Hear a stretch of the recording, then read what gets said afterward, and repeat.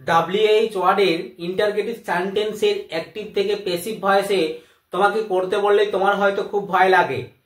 তো তুমি যদি WH ওয়ার্ডের ইন্টারগেটিভ সেন্টেন্সের অ্যাক্টিভ থেকে প্যাসিভে শিখতে চাও কিরকম ভাবে করতে হয়, তাহলে তুমি সঠিক ভিডিওতে ক্লিক করেছো। এই ভিডিওর মধ্যে তুমি অতি সহজ পদ্ধতিতে WH ওয়ার্ডের ইন্টারগেটিভ সেন্টেন্সের অ্যাক্টিভ থেকে প্যাসিভ ভয়েসে কিরকম ভাবে করতে হয় সেই উদ্দেশ্যে আজকে আমার এই ভিডিওটি। তো ভিডিও শুরু করার পূর্বে তোমাদের সকলকে আমার চ্যানেলে স্বাগত। তোমরা যদি এই ভিডিওটা প্রথম থেকে শেষ পর্যন্ত মনোযোগ সহকারে দেখো তাহলে তোমরা অতি অবশ্যই WH ওয়ার্ডের ইন্টারগেটিভ সেন্টেন্সের অ্যাক্টিভ থেকে প্যাসিভ ভয়েসে করতে পারবে। তোমার কিন্তু আর এই ভয় ভয় ভাবটা থাকবে না। তো দেখো এরপরে WH ওয়ার্ডের ইন্টারগেটিভ সেন্টেন্সের কিরকম ভাবে অ্যাক্টিভ থেকে প্যাসিভে আসতে হয়। তো দেখো তার আগে তোমাদেরকে জানতে হবে ইন্টারগেটিভ সেন্টেন্স কয় ধরনের। ইন্টারগেটিভ সেন্টেন্স দুই ধরনের হয়, একটা হচ্ছে yes or no type interrogative sentence, আর একটা হচ্ছে WH word interrogative sentence. Yes or no type interrogative যে সেন্টেন্স গুলো রয়েছে সেগুলো তোমার কোন একটা হেল্পিং ভার্ব দিয়ে ইন্টারগেটিভ করা হয়, অথবা ডু, ডিড, ডাজ এই ওয়ার্ড গুলো দিয়ে ইন্টারগেটিভ সেন্টেন্সটা শুরু হয়। কিন্তু যদি WH ওয়ার্ডের ইন্টারগেটিভ সেন্টেন্স হয় তাহলে অতি অবশ্যই সেন্টেন্সটার প্রথমে WH ওয়ার্ড থাকবে। আর সেই WH ওয়ার্ডের ইন্টারগেটিভ সেন্টেন্সের ভয়েস চেঞ্জ কিরকম ভাবে করতে হয় তোমরা এরপর দেখে নাও। তো দেখো WH ওয়ার্ডের ইন্টারগেটিভ সেন্টেন্স এখানে দেখো হু যদি থাকে তোমার অ্যাক্টিভ ফর্মে তাহলে তোমার প্যাসিভ ফর্মে করতে হবে বাই হোম দিয়ে শুরু করতে হবে। কেননা দেখো এই দিকের যে ছকটা আমি দিয়েছি এটা হচ্ছে তোমার অ্যাক্টিভ ফর্ম বা অ্যাক্টিভ ভয়েস, আর এই দিকের যে ছকটা দিয়েছি এটা হচ্ছে প্যাসিভ ভয়েস। তাহলে এখানে দেখো হু দিয়ে যদি প্রশ্নটা থাকে তাহলে তোমার প্যাসিভ ফর্মে তোমার বাই হোম দিয়ে শুরু হবে। তোমাকে এই নিয়মটা কিন্তু মনে রাখতে হবে যে যদি কোনো একটা সেন্টেন্স এর ইন্টারগেটিভটা হু দিয়ে হয় তাহলে তোমার অ্যাক্টিভ থেকে প্যাসিভে আসতে গেলে তাকে বাই হোম দিয়ে করতে হবে। তাহলে দেখো এখানে আমি তোমাদের যে উদাহরণ দুটো দিয়েছি, হু কিলস দ্য র্যাট, আর একটা উদাহরণ দিয়েছি who has given you the pen. এই যে দুটো ইন্টারগেটিভ সেন্টেন্স দিয়েছি দুটো ইন্টারগেটিভ সেন্টেন্স এই হু দিয়ে কিন্তু শুরু হয়েছে। তাহলে হু দিয়ে তোমার যদি ইন্টারগেটিভ সেন্টেন্সটা অ্যাক্টিভ ফর্মে থাকে তার প্যাসিভ ফর্ম করতে গেলে তোমাকে বাই হোম দিয়ে শুরু করতে হবে। তোমার সেন্টেন্সের প্রথমেই কিন্তু বাই হোম লিখতে হবে। আর যদি তোমার আদার্স WH ওয়ার্ড থাকে তাহলে সেই WH ওয়ার্ডটা দিয়ে তোমাকে শুরু করতে হবে প্যাসিভ ফর্মটি। তাহলে অ্যাক্টিভ ফর্মটা যদি তোমার অন্য WH ওয়ার্ড দিয়ে থাকে, হু বাদে যদি তোমার অন্য কোনো যে WH ওয়ার্ড গুলো রয়েছে সেই WH ওয়ার্ড গুলো থাকে তাহলে সেই WH ওয়ার্ড দিয়ে তোমার প্যাসিভ ফর্মটা শুরু হবে। তাহলে হু থাকলে কি বললাম বাই হোম দিয়ে শুরু করতে হবে। তাহলে এখানে যে প্রথম সেন্টেন্সটা আমি তোমাদের দিয়েছি ইন্টারগেটিভ সেন্টেন্সটা দিয়েছি, দেখো হু কিলস দ্য র্যাট, এই সেন্টেন্সটা তুমি কিরকম ভাবে প্যাসিভ ফর্ম করবে না, এই সেন্টেন্সটা তোমার প্যাসিভ ফর্ম করতে গেলে তোমাকে প্রথমে বাই হোম লিখতে হবে। তাহলে প্রথমে তুমি লিখলে বাই হোম, এরপরে দেখো তোমার অবজেক্টটা দেখতে হবে কি আছে। তাহলে এখানে কিলসটা হচ্ছে ভার্ব, দা র্যাটটা হচ্ছে অবজেক্ট। তাহলে অবজেক্ট এখানে তোমার দা র্যাট রয়েছে। তাহলে দা র্যাট যদি হয় আর সেন্টেন্সটা যদি তোমার প্রেজেন্ট টেন্স হয় তাহলে প্রেজেন্ট টেন্সের যে ভার্ব গুলো রয়েছে এম, ইজ, আর এই তিনটির মধ্যে যে কোনো একটা তোমাকে লিখতে হবে বাই হোমের পরে।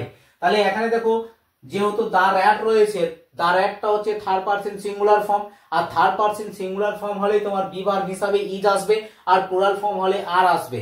তাহলে এখানে দেখো থার্ড পারসন যেহেতু সিঙ্গুলার ফর্ম রয়েছে দা র্যাট, তাহলে এখানে তোমাকে লিখতে হবে ইজ লিখতে হবে।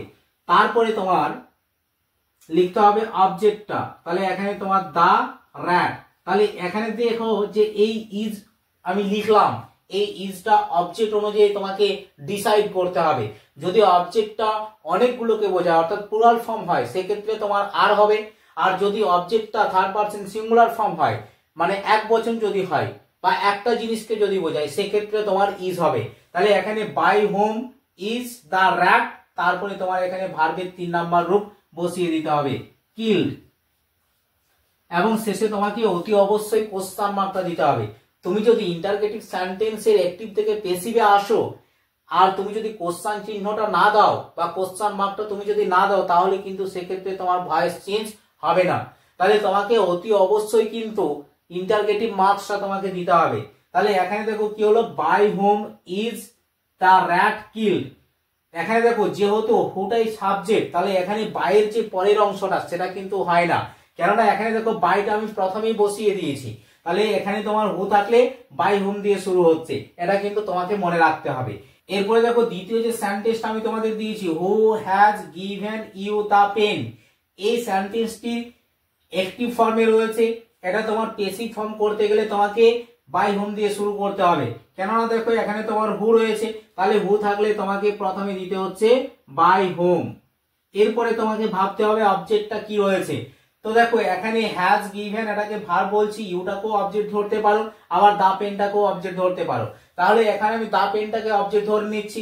দা পেন হচ্ছে থার্ড পারসন সিঙ্গুলার ফর্ম, আর এখানে তুমি দেখতে পাচ্ছ একটা হেল্পিং ভার্ব তোমার এখানে রয়েছে। যদি হেল্পিং ভার্ব থাকে তাহলে সেই হেল্পিং ভার্বটাই তুমি বসিয়ে দিতে পারো। এবং এখানে যেহেতু দেখো হ্যাজ রয়েছে, হ্যাজটা কিন্তু অনেক সময় চেঞ্জ হতে পারে। সেটা কি রকম ভাবে চেঞ্জ হবে না, না অবজেক্টটা যদি তোমার থার্ড পারসন প্লুরাল ফর্ম হয় তাহলে সেক্ষেত্রে তোমার হবে হ্যাভ, আর যদি অবজেক্টটা থার্ড পারসন সিঙ্গুলার ফর্ম হয় তাহলে সেক্ষেত্রে তোমার হয়ে যাবে হ্যাজ। তাহলে এখানে দেখতে পাচ্ছ দা পেন, এটা হচ্ছে থার্ড পারসন সিঙ্গুলার ফর্ম, তাহলে এখানে তোমাকে হ্যাজই দিতে হবে। তাহলে বাই হোমের পরে তোমার একটা হেল্পিং ভার্ব দিয়ে দিতে হলো হ্যাজ। এখানে হ্যাজ আমি কেন দিলাম না, এখানে হ্যাজ রয়েছে বলে হ্যাজ দিলাম। আগের যেটা আমি করলাম এখানে দেখতে পাচ্ছ ইজ দিলাম, এখানে কোনো হেল্পিং ভার্ব নেই, তাহলে হেল্পিং ভার্ব যেহেতু নেই এবং সেন্টেন্সটা তোমার প্রেজেন্ট টেন্সে রয়েছে সেই হতো আমি এখানে ইজ বসিয়েছি। আর যদি হেল্পিং ভার্ব থাকতো তাহলে যে হেল্পিং ভার্বটা রয়েছে সেই হেল্পিং ভার্বটাই হয়ে যেত। তাহলে এখানে তোমার হ্যাজ রয়েছে, এরপরে তোমাকে কি দিতে হবে, হ্যাজের পরে তোমাকে লিখতে হবে অবজেক্টটা দা পেন। এবং এখানে আমরা দেখতে পাচ্ছি যে হ্যাজ থাকলে বিন তোমাকে একটা দিতে হয় এবং সেই বিনটা তোমাকে এখানে অবজেক্টের পরে দিতে হবে, তাহলে এখানে হয়ে গেল বিন। এরপরে তোমাকে দিতে হবে ভার্বের 3 নাম্বার রূপ, তাহলে ভার্বের 3 নাম্বার রূপ এটা যেহেতু একটা পারফেক্ট টেন্সে রয়েছে তাহলে এখানে ভার্বের 3 নাম্বার রূপ দেওয়াই রয়েছে, তাহলে এখানে তোমার যেটা রয়েছে ভার্বের 3 নাম্বার ফর্ম সেটাই তোমাকে এখানে দিতে হবে, তাহলে এখানে হয়ে গেল গিভেন।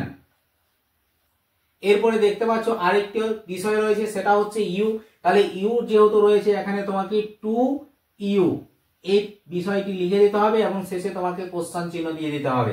তাহলে দেখো এখানে হু থাকলে তোমার বাই হোম দিয়ে শুরু হচ্ছে, তারপরে একটা হেল্পিং ভার্ব হচ্ছে, তারপরে অবজেক্ট হচ্ছে, তারপরে যেহেতু এখানে হেল্পিং ভার্ব হ্যাজ রয়েছে তাহলে বিনটা হচ্ছে অবজেক্টের পরে, তারপরে ভার্বের 3 নাম্বার রূপ, আর যেহেতু এখানে একটা কমপ্লিমেন্ট রয়েছে ইউ তাহলে এটা তোমাকে লিখে দিতে হচ্ছে টু ইউ এবং শেষে কোশ্চেন মার্কটা তোমাকে অবশ্যই দিতে হবে।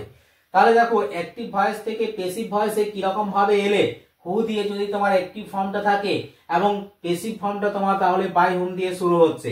এরপরে দেখো যদি অন্য ডাব্লিউএইচ ওয়ার্ড দিয়ে প্রশ্নটা থাকে, যেমন ধরো হোয়াই, হোয়ার, হুম, হুইচ, এগুলো দিয়ে যদি তোমার প্রশ্নটা থাকে তাহলে তুমি অ্যাক্টিভ থেকে প্যাসিভে কি রকম ভাবে আসবে। এখানে দেখো যদি আদার্স ডাব্লিউএইচ ওয়ার্ড দিয়ে প্রশ্নটা থাকে তাহলে সেই ডাব্লিউএইচ ওয়ার্ড দিয়েই শুরু হবে।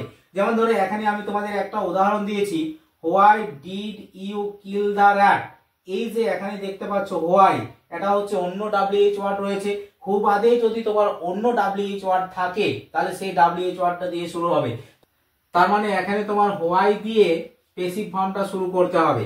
এরপরে দেখতে পাচ্ছ এখানে ডিড একটা রয়েছে, যদি কোন একটা সেন্টেন্সের মধ্যে সাহায্যকারী ক্রিয়াপদ না থাকে তাহলে সেই সেন্টেন্সটা ইন্টারগেটিভ করতে গেলে বাইরে থেকে একটা ডু অথবা ডাজ অথবা ডিড নিয়ে আসতে হয়। যদি সেন্টেন্সটা পাস্ট টেন্সে থাকে তাহলে ডিডটা নিয়ে আসতে হয়, আর যদি প্রেজেন্ট টেন্সে থাকে তাহলে ডু অথবা ডাজ এই ওয়ার্ডগুলো নিয়ে আসতে হয়। তাহলে এখানে যেহেতু ডিড রয়েছে মানে সেন্টেন্সটা তোমার পাস্ট টেন্সে রয়েছে, তাহলে এটা হচ্ছে একটা ফালতু ভার্ব, এটা যখন তুমি ভয়েস করবে এটা কিন্তু উঠে যাবে, এটা কিন্তু থাকবে না, এটা তোমাকে মাথায় রাখতে হবে। মানে ডু, ডিড, ডাজ এগুলো যদি তোমার থাকে ইন্টারগেটিভ সেন্টেন্সে তাহলে এটা কিন্তু উঠে যায়, এটা কিন্তু থাকে না বা এটা লেখার প্রয়োজন হয় না। এরপরে দেখো ইউটাকে বলছি সাবজেক্ট আর কিলটাকে বলছি ভার্ব আর দা র্যাটটা হচ্ছে অবজেক্ট। তাহলে হোয়াই এর পরে তোমাকে এখানে অবজেক্টটা দেখতে হবে কি রয়েছে, অবজেক্টটা দেখো দা র্যাট রয়েছে, দা র্যাট হচ্ছে থার্ড পারসন সিঙ্গুলার ফর্ম, আর থার্ড পারসন সিঙ্গুলার ফর্ম হলে যদি প্রেজেন্ট টেন্সে থাকতো তাহলে হতো হয় ইজ অথবা আর হতো, আর যেহেতু সেন্টেন্সটা তোমার পাস্ট টেন্সে রয়েছে তাহলে পাস্ট টেন্সের হেল্পিং ভার্ব হিসাবে তোমার ওয়াজ অথবা আর হবে।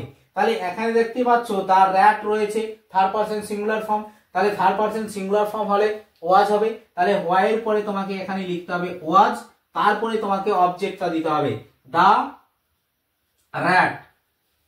তাহলে কি হলো, হোয়াই ওয়াজ দা র্যাট, এরপরে তোমাকে ভার্বের 3 নাম্বার রূপটা দিতে হবে কিল্ড। এখানে কিল রয়েছে, তাহলে ভার্বের 3 নাম্বার রূপ হয়ে গেল কিল্ড।